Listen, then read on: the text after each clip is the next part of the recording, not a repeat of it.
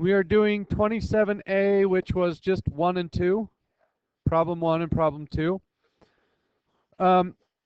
So in 27A, we started doing differences, correct? Yes. All right, number 1. 200 draws are made at random with replacement from the box. Someone is thinking about the difference. So the number of 1s in draws 1 through 100 minus the number of 5s in draws 101 to 200. True or false, and explain. The SE for the differences is going to be the square root of 4 squared plus 4 squared. So basically we have two different boxes. And we are, example 2 was 1 through 4, right? 1, 2, 3, 4. And in the first box, we're counting the number of 1s. Wait, example 2, yeah. And in the second box, we're counting the number of 5s. Now, that seems weird to me. There are no 5s in example 2. Right? Am I missing something?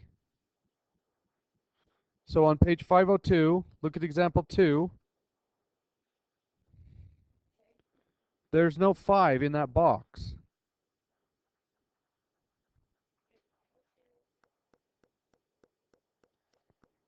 Am I? There's no 5, so the answer is false. What does the back of the book say? Yeah.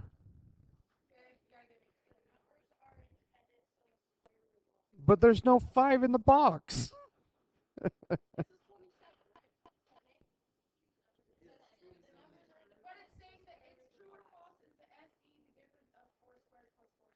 Well, it would be, but there's no 5 in that box. So anyway, what the question is asking, despite the mess up with the 5, what the question is asking is, can we do the SE formula if I do 200 draws and I count one number in the first 100 and one number in the second 100? Yes, because they're independent. When can you not use that rule? So what if we get rid of this box and we only do 100 draws and we count the number of 1s and then we also count the number of 4s? We can't use it because does the number of 1s affect the number of 4s? Yes, because it's the same sample. So you can only use it when they are independent samples. And if you do 200 draws and you look at the first half for the 1s and the second half for the 5s, which is weird. There are no 5s, but whatever. They just need to be independent. So number 2, box A has an average of 100 and an SD of 10. Box B has an average of 50 and an SD of 18. Now 25 draws are made at random with replacement from box A, and independently 36 draws are made at random with replacement from box B. Find the expected value and standard error for the difference between the average of the draws from box A and the average of the draws from box B.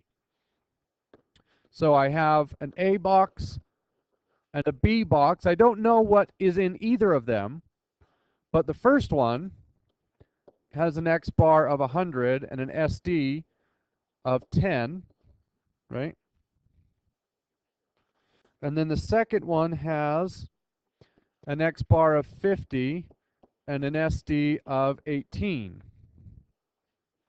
What can you tell me about box A and box B? What do we know about the numbers in box A? We don't know how many numbers are in the box, but the numbers that are in there are bigger than box B, right? The numbers in A are bigger than the numbers in B, we think. Which one is more spread out? B is more spread out. A lot. So A has bigger numbers. The average, right, the balance of the numbers is 100, but they're off by 10 or so. But in box B, the average is 50, but the SD is 18. So if they were normal curves,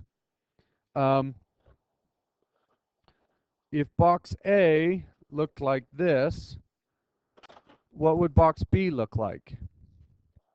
It would be shorter and more to the left.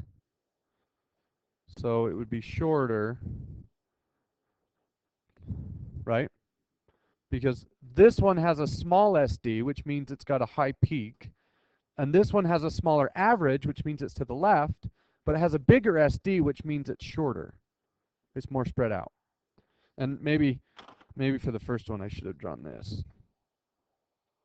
Something steeper. Okay. So we want to find the difference. I like positive differences personally. So we're going to take 100 minus 50 and divide it by the SE. Okay. But to find the SE, first I have to make sure they're independent. Are they? Yes. How do we know? Well, the problem said independently. So they said it's independent. Okay. Yeah, probably. Yeah, if you have two different boxes, then I guess one can't really influence the other. Yeah. All right. This one had how many draws? 25. A had 25 and B had 36. Can I use a Z table instead of a T table? I'm right on the edge, right? But have we been told how to use a T table with differences? No, let's not worry about it. One's 25 and one's 30. So if you look at the T table, 25 has 1.71 instead of 1.64. It will be close. So they haven't showed us how to do a T table yet, although you would be able to figure it out. It's not hard to do. But here we're doing probabilities, not confidence. So we kind of have to use a Z-score. All right. So the SE of A, which SE are we going to compute?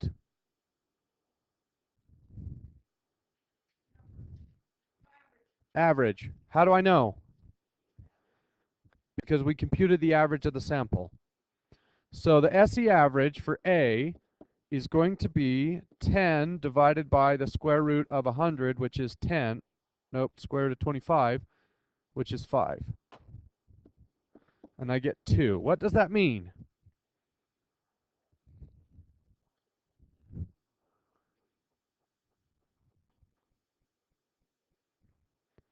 So the numbers in the box average 100, give or take 2. All right? And then I need an SE over here.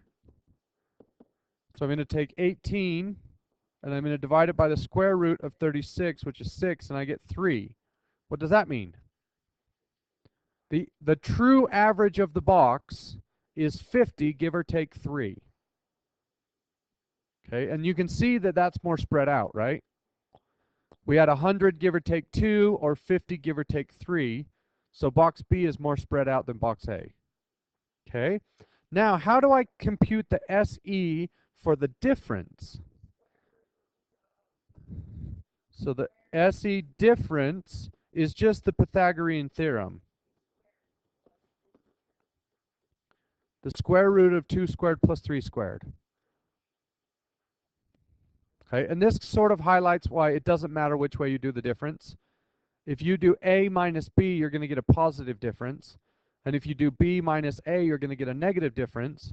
But no matter which way you choose, the SE of the difference will always be positive because you're squaring and then square rooting. So the square root of 4 plus 9. Wow, that was not even close. The square root of 4 plus 9 gives me an SE difference of 3.6.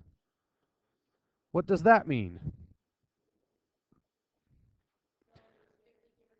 The difference between the two boxes is 50, give or take 3.6. Why is that number larger than both of these? So if I compute the difference, so I have this curve and an average that I think is 100, and then I have another curve where the average is 50. So how far apart are the averages? Well, this average was plus or minus 2, right? And this average was plus or minus 3.